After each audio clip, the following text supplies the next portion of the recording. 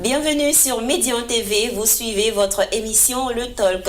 Aujourd'hui, nous nous intéressons à l'éducation financière des femmes, un enjeu majeur pour leur autonomie et leur pleine participation à l'économie. En Côte d'Ivoire, un programme est mis en place pour offrir aux femmes des outils concrets de gestion financière. Sur ce plateau, nous recevons Madame Sabrina Fodzo, elle est actrice au cœur de la question, initiatrice du programme Elle plus Africa. Bienvenue Madame Fodzo sur notre plateau. Bonjour. Vous n'êtes pas seule. Il y a également Madame Diop Sadio. Elle est restauratrice et bénéficiaire de cette initiative. Bienvenue Madame Sadio sur notre plateau. Merci, bonjour. C'est un réel plaisir de vous recevoir. Plaisir. Très bien. Madame Fodzo, on va vous demander de nous présenter l'initiative Elle plus Africa au bénéfice des femmes concernant leur inclusion financière. Quelles sont les motivations ? Alors, Elle plus Africa est une initiative qui a été mise en place en 2021 dans le but de procurer une éducation financière aux femmes actives du secteur informel. Cette initiative a été mise en place du fait d'un constat qui a été fait par nous du faible taux d'inclusion financière, le faible taux de bancarisation lorsqu'il s'agit des femmes. Et donc, nous avons commencé par des ateliers de sensibilisation à l'inclusion financière et à la bancarisation dans les marchés, parce que ces femmes sont majoritairement des commerçantes. Et par la suite, on a mis en place l'Académie d'éducation financière parce qu'on s'est rendu compte qu'il fallait vraiment un accompagnement complet. Très bien. Et parmi ces bénéficiaires, nous avons Madame Sadio. Dites-nous, comment est-ce que vous avez entendu parler de ce programme pour les femmes? Ce programme m'a été expliqué par mon jeune frère que je salue de passage, M. Diop Samba. Il m'a approché pour que je voie mes sœurs, toutes celles qui sont dans l'activité informelle, pour qu'on puisse se regrouper pour avoir une formation pour le mieux de notre commerce. D'accord. Avant d'y participer, quelles étaient les principales difficultés que vous aviez dans la gestion de votre activité? C'est-à-dire, on n'arrivait pas à épargner, on n'arrivait pas à avancer. On vivait au jour le jour. C'était un peu quand même compliqué, on ne s'en sortait pas. D'accord. Madame Fodzo, dites-nous les principaux obstacles que rencontrent les femmes pour accéder justement aux services financiers en Afrique en général. Alors, je citerai comme principal obstacle justement un manque d'éducation financière et en général un manque d'informations sur les produits et services financiers existants qui sont mis à leur disposition. Donc, ce manque d'information et d'éducation les rend moins confiantes et moins aptes à adopter ces produits. En plus de cela, je rajouterai des produits existants mais qui ne sont pas toujours adaptés à leur réalité et à leur quotidien. Méfiance également? Oui, la méfiance, bien entendu. Oui. D'accord. Et vous œuvrez justement pour les aider à mieux structurer leur activité? Voilà, exactement. En plus, comme je disais, on est parti des ateliers, des simples ateliers de sensibilisation. On est passé vraiment à l'académie où elles sont formées pendant 4 semaines. Pendant ces 4 semaines, on leur apprend les notions essentielles pour les aider à gagner en autonomie, en indépendance financière, à mieux gérer aussi leur commerce. Et on leur apporte aussi toutes les idées nécessaires et ainsi que les produits, on les informe sur les produits existants et comment elles pourraient les utiliser pour grandir. Grandir, très bien. Madame Sadio, face à ces obstacles que Madame Fodzo vient d'énumérer, est-ce que c'est cela qui vous motive concrètement à aller vers ce programme pour en bénéficier? Oui, effectivement, parce que nous travaillons dans le vide. Certes, on entendait les banques, mais on ne savait pas, il y avait la peur. Donc, il y a une dame qui passait, on économisait avec elle. À la fin, on prenait notre argent, on faisait des dépenses inutiles. Mais il fallait vraiment qu'on ait quelque chose de concret pour pouvoir avancer, pour pouvoir augmenter notre commerce. D'accord. Quels sont les modules ou thématiques que vous abordez, Madame Fodzo, dans vos formations? Alors, comme je le disais, c'est une formation qui se tient sur 4 semaines et chaque semaine, on a un module, un thème. On étudie l'emprunt, l'épargne, le budget et bien sûr la formalisation. Il faut savoir que 89% des femmes actives en Côte d'Ivoire travaillent dans le secteur informel. Donc effectivement, on les encourage à se formaliser parce que bien sûr, pour être bancarisé, ouvrir un compte, il faut quand même un minimum de formalisation. On les encourage à ça. Et donc on leur apprend comment mieux gérer leur budget, comment faire de l'épargne, qu'est-ce qu'un emprunt, parce que effectivement, il y a des produits qui existent, l'emprunt, elles ne savent pas toujours comment ça fonctionne et à quoi ça doit être destiné. Je pense que Mme Diop pourra nous dire tout ce qu'elle a appris là-bas. D'accord, Mme Diop, c'est l'occasion, dites-nous. On a beaucoup appris. Oui. La formation, le point qui vous a le plus marqué. La budgétisation de nos activités. Déjà, on dit qu'on éduque nos enfants, mais l'argent aussi, on l'éduque. D'accord. À travers cette formation, j'ai su que l'argent devait être éduqué. C'est-à-dire les dépenses inutiles que nous faisons, nous gagnons. Mais comme on ne sait pas comment s'organiser, la manière dont l'argent venait, ça sortait. Les dépenses inutiles. Mais avec la budgétisation, on sait que voilà le capital, voilà le bénéfice, voilà ce qu'on doit épargner. D'accord. Vous arrivez à mieux structurer les dépenses de la maison. Les dépenses de la maison, comment s'occuper des enfants. De passage même, j'ai eu mon fils qui a eu son doctorat. C'est grâce à cette formation que j'ai pu économiser, le trouver à Ouaga pour aller l'aider. La formation a porté ses fruits. Pas vraiment. Il fallait taper de porte à porte, aide-moi, aide-moi. Mais par mes propres travaux, j'ai pu quand même faire mon travail, mon voyage seul. Très bien. Vraiment, j'ai beaucoup appris. C'est à féliciter. Merci. Madame Fodzo, dites-nous comment vous avez conçu le contenu pédagogique afin qu'il soit vraiment adapté aux réalités des femmes, quel que soit le secteur d'activité. Alors, le contenu pédagogique a été conçu en partenariat avec des éducateurs, des formateurs en éducation financière spécialisés. Et bien entendu, on a adapté à leur réalité, à leur langage aussi. Il faut savoir qu'au sein de ces femmes, il y en a qui sont analphabètes. On a dû adapter le contenu à leur langage, à leur réalité, avec des exemples concrets de ce qu'elles vivent, en fait. Les entrées, voilà, les entrées, les sorties, parce que, comme je le disais, depuis 2021, on est avec elles dans la sensibilisation, on les fréquente beaucoup, donc on sait à peu près quels sont leurs quotidiens, comment ça se passe au marché, et vraiment le contenu, certes ça suit le contenu général de l'éducation financière au niveau international, mais vraiment c'est adapté à leur quotidien avec des exemples concrets. Et on a aussi rajouté des vidéos animées qu'on leur distribue après, qui sont dans différentes langues. Donc pas seulement en français, parce que comme j'ai dit, voilà, dans les différentes langues, pour qu'elles puissent, après la formation, continuer quand même de revenir dessus pour en apprendre davantage. D'accord.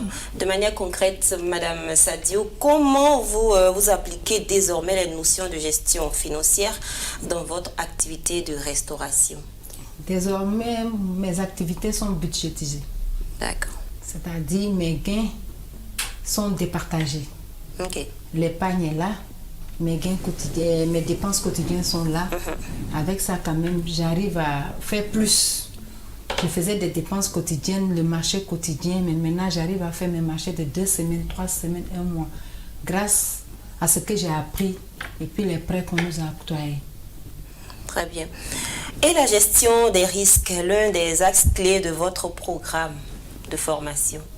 Alors oui, on a introduit la gestion des risques parce que notamment des risques liés à la santé, aux intempéries, voilà. Parce que de la même façon que ces femmes-là ne sont pas bancarisées, elles ne sont pas assurées non plus. Donc concrètement, on leur a montré ce que ça pouvait coûter de ne pas être assurée et l'importance d'avoir un minimum, une assurance minimum pour se prévaloir de ces risques-là.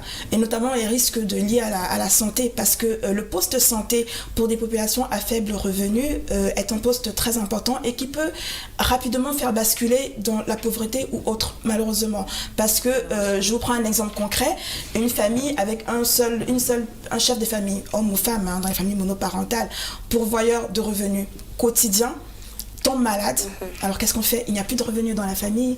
Et s'il y avait une épargne, elle est tout de suite engloutie par les soins et on bascule facilement dans autre chose. D'où l'importance de pouvoir gérer ces risques-là. Et on a aussi introduit effectivement la promotion de la santé à la fin du programme pour toutes celles qui ont validé leur programme.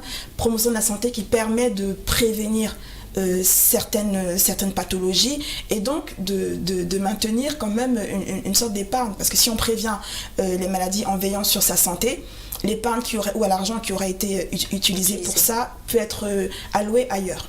D'accord. Madame Sadio, qu'est-ce que vous pensez de cette gestion de risque?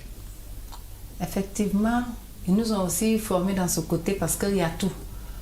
Je prends un exemple, ces derniers temps-ci, avec la rentrée, les élections qui arrivent, les femmes, c'était un peu monotone par rapport à, comment on appelle ça, le paiement des prêts qu'on avait pris. Mais avec, comme je l'ai toujours dit, l'épargne que nous faisons, les dépenses inutiles, elles arrivent quand même à insérer un peu, pouvoir boucher certains taux, grâce à la formation que nous avons eue. D'accord. Madame Fodzo, le numérique est souvent présenté comme une solution d'inclusion. Comment incitez-vous les participantes à s'ouvrir aux services financiers digitaux? L'avantage déjà du digital, c'est que bon, aujourd'hui, c'est quand même assez répandu. Oui. Donc, du coup, elles savent quand même utiliser les mobile money. Maintenant, effectivement, la digitalisation des services et produits financiers, c'est autre chose. Le mobile money est très simple pour elles, c'est du entrée, sortie. Maintenant, les ouvertures de compte, utiliser une application, on est encore dessus, on les emmène à utiliser, mais il faudrait aussi que les institutions financières peut-être fassent des produits et services digitaux adaptés à leur quotidien, adaptés à elles en fait. D'accord. Madame Diop, est-ce que vous utilisez déjà des services financiers numériques, mobile money? Comment ça se passe? Ça se passe bien. Ça nous évite aussi, concernant même la monnaie. Parce que nous avons beaucoup de problèmes pour la monnaie. Quelqu'un vient acheter, il te dit j'ai pas de monnaie, alors que le client part, vous lui dites qu'il peut payer par mobile money et puis ça passe. D'accord, très bien. En quoi est-ce que Elle Plus Africa, Madame Fodzo, se distingue-t-il des autres initiatives ou programmes qui sont initiés pour justement permettre aux femmes de mieux maîtriser leur activité? Alors c'est vrai qu'il y a plusieurs programmes qui existent et ce n'est même pas assez parce que le chantier de l'éducation financière est immense et vraiment il faudrait encore plus de programmes et plus d'initiatives. Elle Plus Africa est différent dans le sens où on englobe tout en fait. On accompagne les femmes du début à la fin et on sait vraiment, parce qu'on les fréquente, parce qu'on les connaît, on s'est adapté à leur réalité.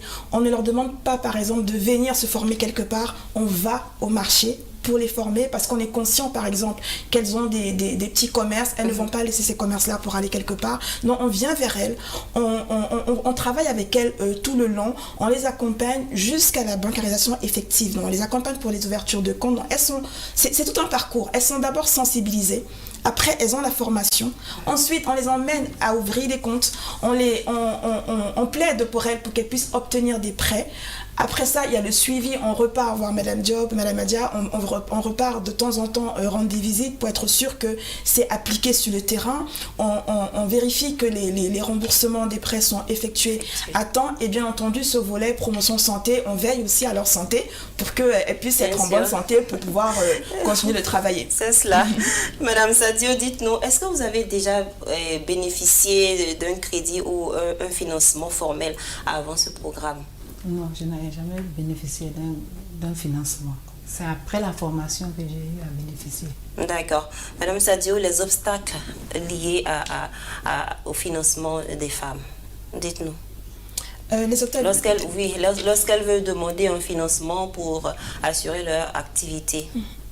Bon, d'abord, elles ne demandent pas toujours parce qu'elles ne savent même pas. On est vraiment face à des femmes qui ne savent pas qu'il existe des produits et services disponibles pour elles. Et quand elles le savent et qu'elles veulent le faire, on a quand même un problème de formalisation parce que bon, les institutions demandent quand même un minimum de formalisation. Donc, il faut déjà qu'elles retournent se formaliser. Et puis ensuite, il y a vraiment le manque d'information. Non, elles ne savent même pas, parce que pour demander un prêt, il faut savoir ce que c'est qu'un prêt et comment ça se passe, le remboursement, à quel moment. Donc, et ce manque de confiance, elles n'ont pas confiance aux institutions, elles ont peur d'y aller, elles n'ont pas trop confiance. Et on a aussi le problème de proximité. Bon, le digital va aider tout ça, mais que Madame Diop laisse son commerce, on sait très bien que ce que ça prend dans une institution financière pour aller faire la moindre démarche. Madame Diop, elle va pas laisser toute la journée son commerce, un manque à gagner quotidien pour aller pour faire toutes les démarches. Et puis tout ce qui est administratif, bon, elles ne savent pas toujours. C'est cela. Et dites-nous, dans votre programme d'activité, les différents partenariats que vous avez avec les autres institutions pour bien mener la mission.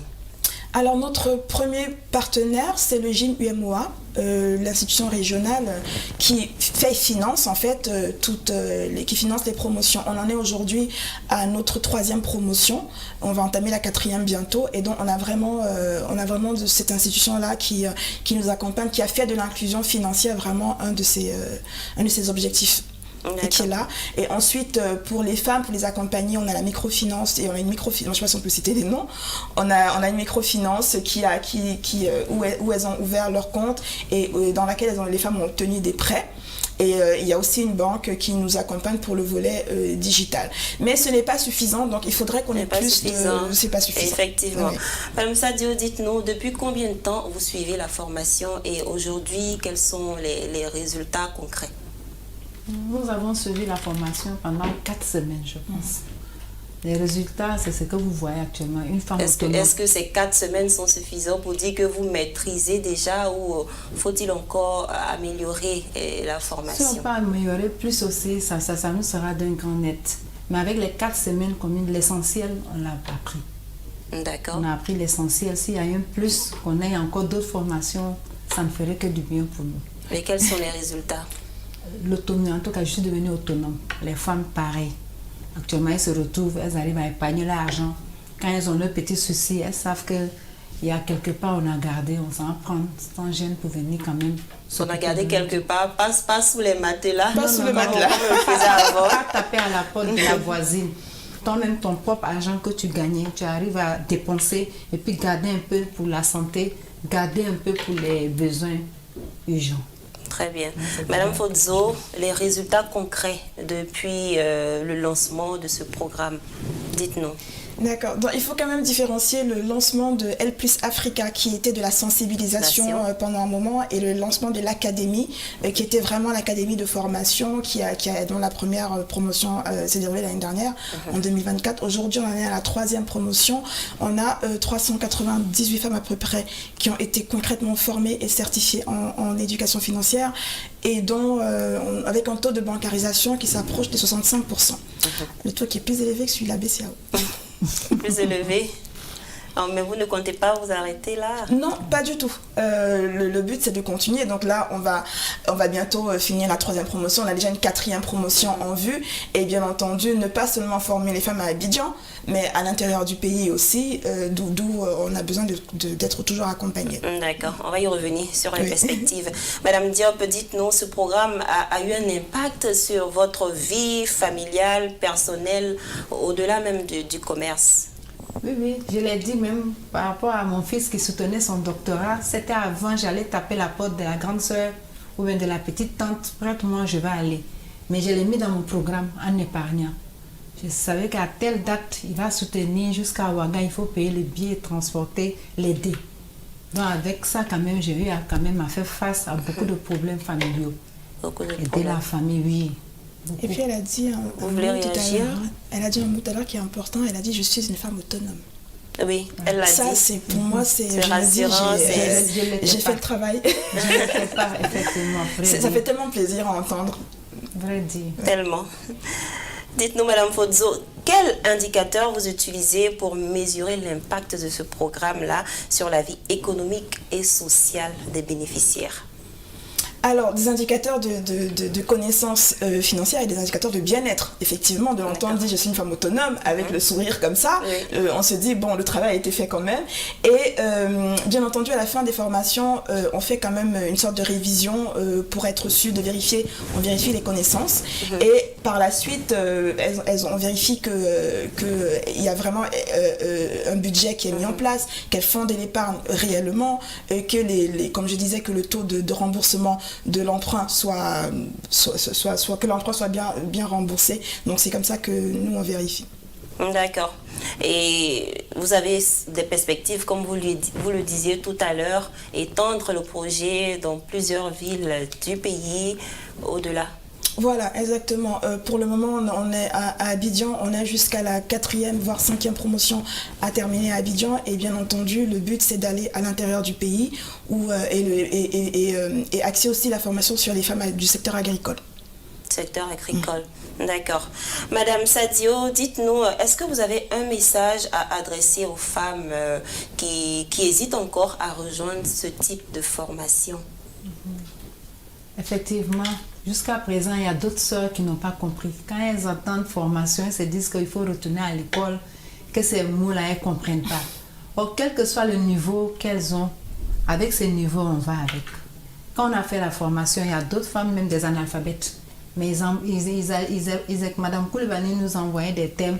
Par exemple, entrée-sortie, c'est-à-dire nos achats que nous faisons et puis les dépenses que nous faisons. C'est ça qui est l'entrée-sortie. La terre à terre, elles comprennent. Donc, il ne faut pas qu'elles aient peur.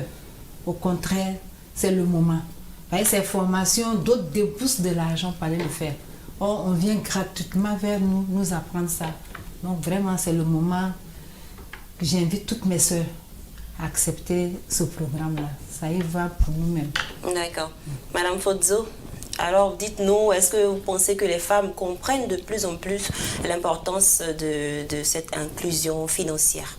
Oui, je pense qu'elles prennent conscience et effectivement, on est quand même dans une société où on regarde quand même ce que la voisine fait, l'évolution de la voisine.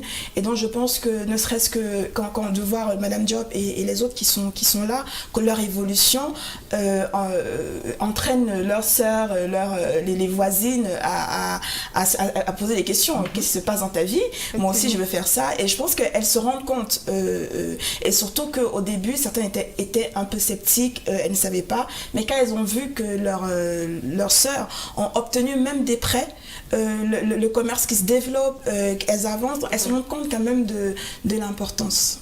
D'accord, et le chiffre grimpe, le chiffre de femmes qui comprennent grimpe. Ça grimpe, et ça fait plaisir. D'accord. Autre initiative, le salon de l'inclusion financière. Est-ce que ça mobilise autant de personnes sur la question? La deuxième édition, elle aura lieu en début d'année prochaine. Oui, ça mobilise des personnes, ça continue de mobiliser des personnes parce que justement, c'est la rencontre entre les acteurs du secteur financier et les consommateurs. Et effectivement, autant les consommateurs comprennent que bon, on veut quand même aller les écouter pour essayer de comprendre certaines choses, pourquoi on n'a pas ci, pourquoi on n'a pas ça. Et puis aussi les acteurs aussi qui viennent face à ces consommateurs-là pour leur expliquer quels sont les produits et services disponibles. D'accord. On est déjà à la fin de notre émission, Madame Sadio. Nous allons vous demander un message que vous voulez adresser aux femmes, vous l'avez dit tout à l'heure, mais aussi est-ce que vous avez des attentes pour mieux renforcer la compétence des femmes dans l'inclusion financière? Oui, comme vous l'avez dit, c'est un appel que je les lance à nous rejoindre parce que ça y va de leur propre bien. La deuxième aussi, si comme vous l'avez dit, si on peut avoir sur d'autres formations, sur d'autres points aussi pour mieux agrandir encore, pas un petit resto, mais quand même l'événementiel, avoir plus de chances de continuer notre commerce, ça nous fera plaisir. Pas rester dans ce même stade, au moins évoluer. Il faut évoluer. Ouais, c'est ce qu'on veut. Si ils peuvent toujours nous accompagner pour qu'on aille de l'avant, nous sommes toujours prêts. Donc j'incite mes sœurs à vraiment venir suivre ce programme. D'accord. Et quel message aussi adressé aux autorités? Aux autorités, vraiment, s'ils puissent vraiment accompagner cette dame. Parce qu'elle fait des merveilles. Nous trouver dans nos fins fonds où personne ne nous regarde. Elle nous donne des formations gratuitement. Vraiment, qu'on l'aide pour qu'elle puisse nous aider aussi, pour qu'on aille en avant. D'accord. Madame Fodzo, face à l'importance de l'inclusion financière des femmes, que faut-il faire réellement? Qu'est-ce que les femmes doivent comprendre concrètement? Les femmes doivent comprendre que leur autonomie et leur indépendance, leur bien-être passe par l'inclusion financière, passe par par l'inclusion financière, par leur indépendance financière. Et il faut qu'elles comprennent qu'il faut qu'elles se forment, il faut qu'elles utilisent les produits. Et il y a des produits et services qui existent pour les accompagner, pour les aider à grandir, pour les aider à se développer. Donc il faut qu'elles aient confiance, qu'elles n'aient pas peur de venir se former, qu'elles n'aient pas peur de se rapprocher des institutions financières qui sont là avec leurs produits et services pour elles. Donc je les encourage vraiment à chaque fois qu'elles voient qu'il y a un programme d'éducation financière de L+ ou autre, à y aller. Et c'est très important pour elles. D'accord, il faut y aller. Au-delà des femmes, est-ce que vous avez un mot aussi à ajouter concernant vos attentes pour mieux valoriser ou promouvoir cette inclusion financière? Oui, effectivement, ce serait un message aux institutions financières qui ont fait de l'inclusion financière leurs objectifs. Ce serait vraiment concrètement de mettre de nous apporter un peu de l'aide pour qu'on puisse aller de l'avant, pour qu'on puisse former encore plus de femmes. Madame Diop veut être encore plus formée pour se développer. Mais pour ça, on a besoin d'être accompagné pour mettre à leur disposition des éducateurs. Et effectivement, il y a aussi un manque d'éducateurs. Oui. Je pense qu'à ce niveau-là, ce serait peut-être à l'État de peut-être contribuer à la formation de plus d'éducateurs un peu partout pour qu'on puisse en avoir suffisamment pour former beaucoup de femmes. J'ai dit au début de l'émission que le chantier est immense. Très. Oui. Est-ce là votre mot de fin? Merci Madame Fozzo d'être passée sur notre plateau. Je rappelle que vous êtes initiatrice du programme L+ Africa pour l'inclusion financière des femmes. Et également Madame Diop Sadio, restauratrice et bénéficiaire de ce programme L+ Africa. Merci d'avoir partagé avec nous votre expérience sur l'inclusion financière des femmes. Et on espère que les femmes qui nous regardent, elles vont emboîter le pas. On espère. À très bientôt. On les attend avec plaisir. Oui. C'est cela. À vous, nous disons merci de nous avoir suivis. C'est la fin du talk d'aujourd'hui. À très bientôt pour un nouveau numéro sur Médian TV avec le même plaisir.